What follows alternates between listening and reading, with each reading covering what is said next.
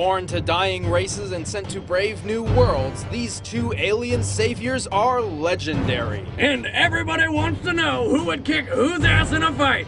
And I mean everyone. Goku, the tenacious Super Saiyan. And Superman, the Man of Steel. To ensure no questions are left unanswered, we will be acknowledging every official resource for both combatants. Though the original writings hold precedence, no mistranslations allowed. Also, as he was retconned and rebuilt in 1986, we will be examining the modern Superman. Considering Supes pre-86 could make up new superpowers on the fly and destroy entire solar systems by sneezing, probably a good idea. He's Wiz and I'm Boomstick. And it's our job to analyze their weapons, armor, and skills to find out who would win a death battle.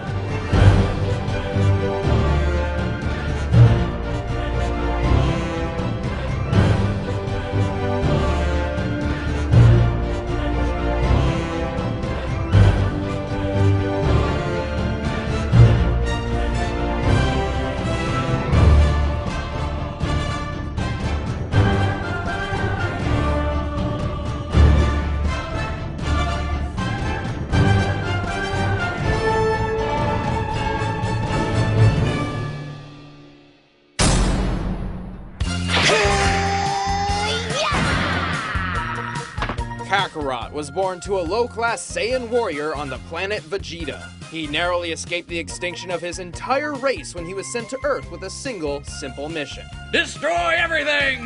Then he conveniently bumped his head and forgot about it all! Dubbed Goku by his adoptive grandfather, his life revolves around combat.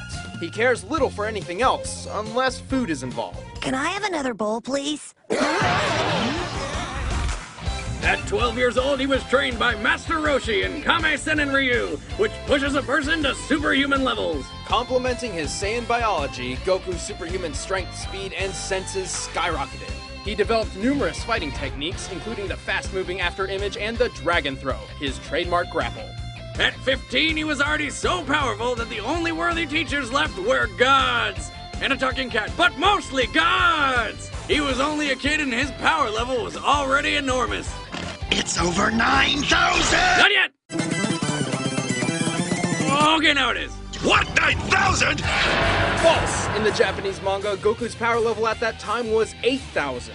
But it doesn't even matter because power levels are absurd. The entire point of introducing them was to show how unreliable and meaningless they were. By relying on power levels, the villains constantly underestimated the heroes. Therefore, using them to judge Goku's abilities is pointless. Besides, the Daizenshuu says that... What now? The official Dragon Ball Encyclopedia. It states power levels eventually become immeasurable. Not because they are so high they can't be measured, but because the characters, and hopefully the audience, have realized just how futile these numbers are. I'm still 10 times stronger than you are. That may be true, but strength isn't the only thing that matters. We cannot judge Goku by his power level, nor can we through power scaling, the theory that he can achieve the same feats as lesser Dragon Ball characters.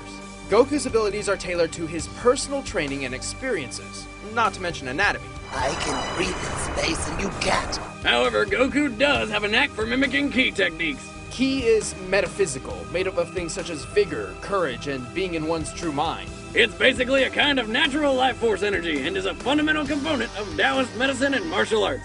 Oh, and it's not magic. Dragon Ball creates a very distinct difference between Ki and magic.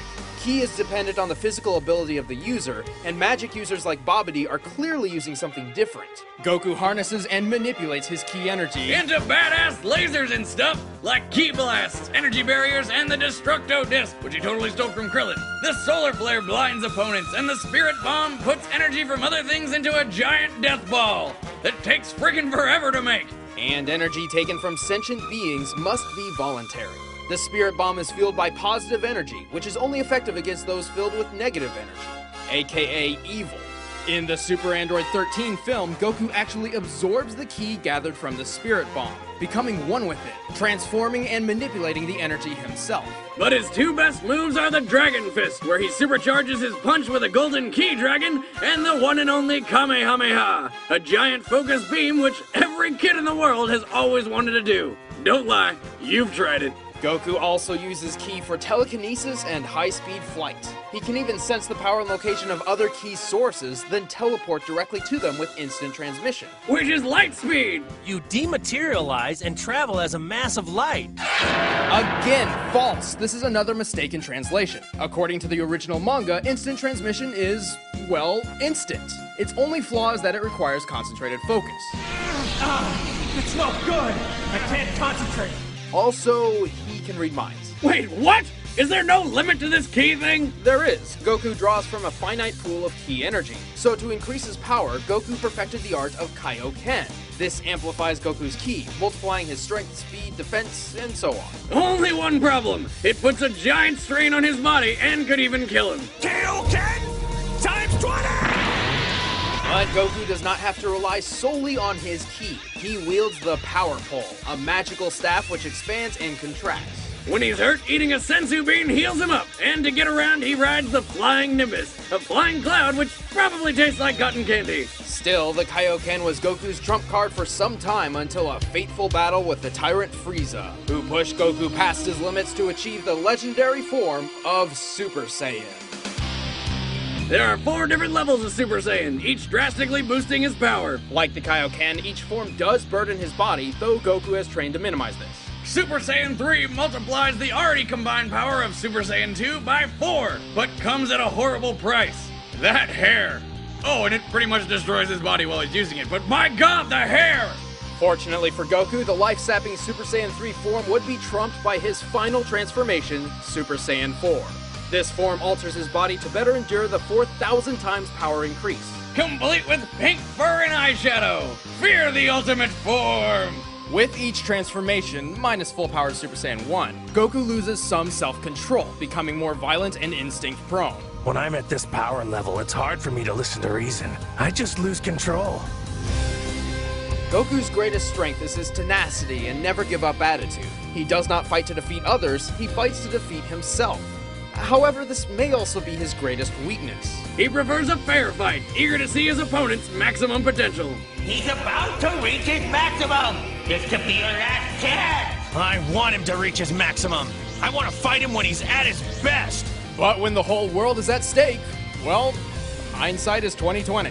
And although he's more than tough enough to survive in a vacuum, he clearly needs oxygen, so no breathing in space. Plus, well, Goku's not very bright. Despite some basic schooling from Roshi, Goku has never had a day of certified formal education in his life.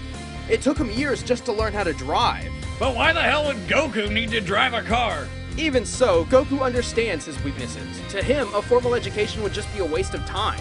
He is already a genius when it comes to martial arts. And even if he does get the hell beaten out of him, he improves with every fight. And that is what Goku is all about. He thrives on becoming stronger and bursting limits, and has overcome every obstacle in his way. Even marriage. Goku might just be the greatest martial artist in fictional history. What are you? I am the hope of the universe. I am the answer to all living things that cry out for peace. Allied to good! Nightmare to you!